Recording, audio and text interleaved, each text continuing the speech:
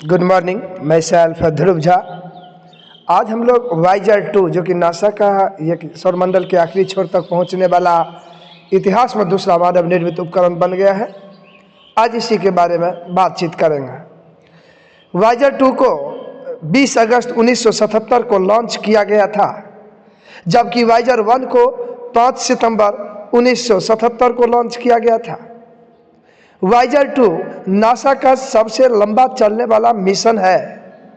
Visor 1 ने 2012 में ही इसकी सीमा को पार कर लिया था, लेकिन 41 साल पहले लॉन्च किए गए वाइजर 2 में एक क्रियाशील उपकरण लगाया गया है जो अंतरिक्ष में तारों के बीच की दुनिया के बारे में अपनी तरह के पहले प्राकृतिक अवलोकन उपलब्ध कराएगा। नासा के अनुसार इस समय वाइजर 2 पृथ्वी से 18 बिलियन किलोमीटर दूर है। वाइजर 1 और वाइजर 2 दोनों अभी सौरमंडल के अंदर ही है। फिलहाल निकट भविष्य में भी ये इससे बाहर नहीं जाएंगे। वाइजर 2 एकमात्र ऐसा अंतरिक्ष यान है जो सभी 4 गैस विशाल ग्रहों जिसमें बृहस्पति, शनि, यूरेनस और नेपच्यून की यात्रा कर चुका है।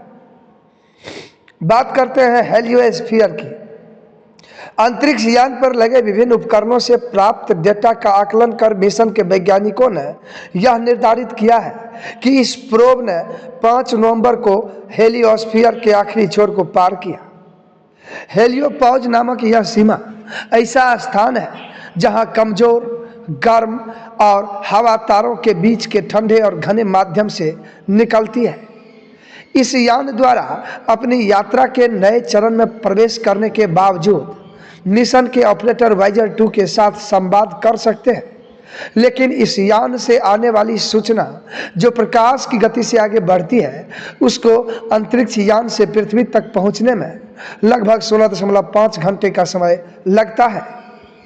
हेलियोस्फीयर से वाइजर 2 के बाहर निकलने का सबसे मजबूत साक्ष्य प्लाज्मा साइंस एक्सपेरिमेंट से प्राप्त हुआ है।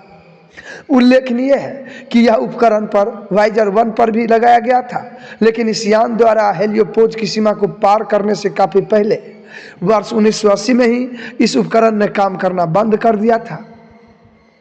प्लाज्मा डेटा के अतिरिक्त वाइजर 2 द्वारा हेलियोपोज की सीमा को पार करने के साक्ष्य इस पर लगे अन्य 3 उपकरणों ब्रह्मांडीय किरण उपप्रणाली, कम ऊर्जा वाले कण उपकरण और मैग्नेटोमीटर से प्राप्त हुए हैं।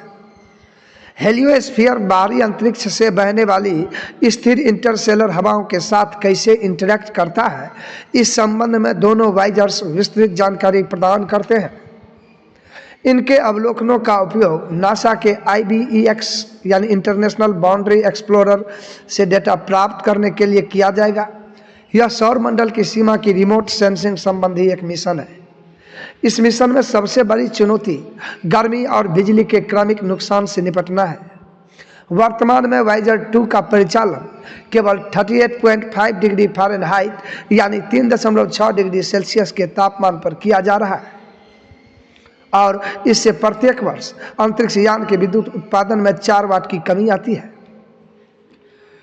बात अगर करें, देखिए, सबसे पहले तो सूर्य से बाहर की ओर अरबों किलोमीटर की दूरी पर बहने वाली सौर हवा यह विद्युत आवेशित कणों की एक धारा है। जब तक कि यह टर्मिनेशन शॉक तक न पहुंच जाए तब तक यह औसतन 300 से 700 किलोमीटर प्रति सेकंड की गति से बहती है। इस बिंदु पर सौर वो हवा की गति तेजी से कम हो जाती है, क्योंकि यह इंटरस्टेलर हवाओं के संपर्क में आ जाती है। हेलियोस्फीयर सूर्य से निकलने वाली सौर हवा एक ऐसे बुलबुले का निर्माण करती है जो ग्रहों की कक्षाओं से बहुत दूर तक फैली हो। यह बुलबुला ही हेलियोस्फीयर है, जो एक लंबे वात शंकु के आकार का होता है तथा तारों के बीच अंतरिक्ष में सूर्य के साथ साथ गति करता है। हेलियोपॉड, उतना ही नहीं, सबसे पहले हेलियोसियत की बात करते हैं। हेलियोसियत हेलियोस्फीयर का बाहरी क्षेत्र है जो टर्मिनेशन शॉक यानी टर्मिनेशन शॉक उसको बोलते हैं, वह बिंदु जहां सौर हवा की गति अचानक कम हो जाती है तथा वह पहले की तुलना में अधिक सघन और गर्म हो जाती है, तो उसे टर्मिनेशन शॉक कहा जाता है। तो यही टर्मिनेशन शॉक से परे होता है। हेलियोपॉड सौर हवा और इंटरस्टेलर हवा के बीच की सीमा, जहां दोनों हवाओं का दबाव संतुलन में होता है, उसको हेलियोपॉड कहते हैं।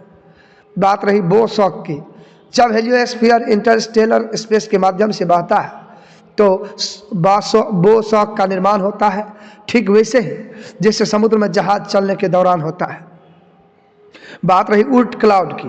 ऊर्ट क्लाउड यह उन छोटे पिंडों का संग्रह है जो अभी भी सूर्य के गुरुत्वाकर्षण के प्रभाव में है।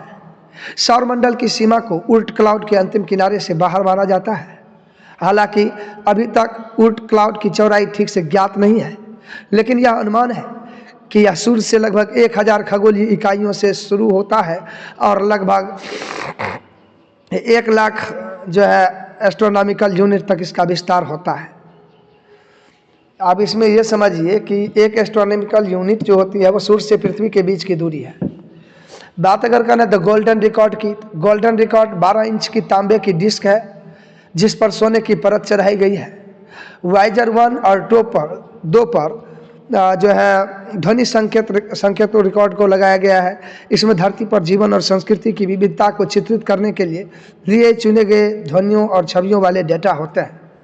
डीप स्पेस नेटवर्क यानी DSN हमारे सौरमंडल के सबसे दूर दराज के बिंदुओं का पता लगाने वाले नासा और गैर नासा मिशन का समर्थन करता है। DSN में 3 ग्राउंड स्टेशन हैं जो पृथ्वी पर एक दूसरे से लगभग 120 डिग्री की दूरी पर स्थित है। यह सुनिश्चित करना आवश्यक है कि गहरे अंतरिक्ष में कोई भी उपकरण हर समय कम से कम एक स्टेशन के साथ संवाद करने में सक्षम हो। उतना ही नहीं, बात अगर करें Interstellar mapping and acceleration probe की, तो यह नासा का एक और मिशन है जिसे वाइजर के अवलोकनों का अनुसरण करने के लिए 2024 में लॉन्च किया जाना था। बात रही इंटरस्टेलर बाउंड्री एक्सप्लोरर की, तो नासा के इस मिशन का उद्देश्य सौर हवा और इंटरस्टेलर माध्यम के बीच हमारे सौरमंडल के किनारे पर होने वाली पारस्परिक क्रिया की प्रकृति के बारे में खोज करना है। इसे 19 अक्टूबर 2008 को लॉन्च किया गया था। चलिए आज के पार्ट में इतना ही, मिलते हैं अगले पार्ट में अगले वीडियो के साथ। तब तक के लिए जय हिंद।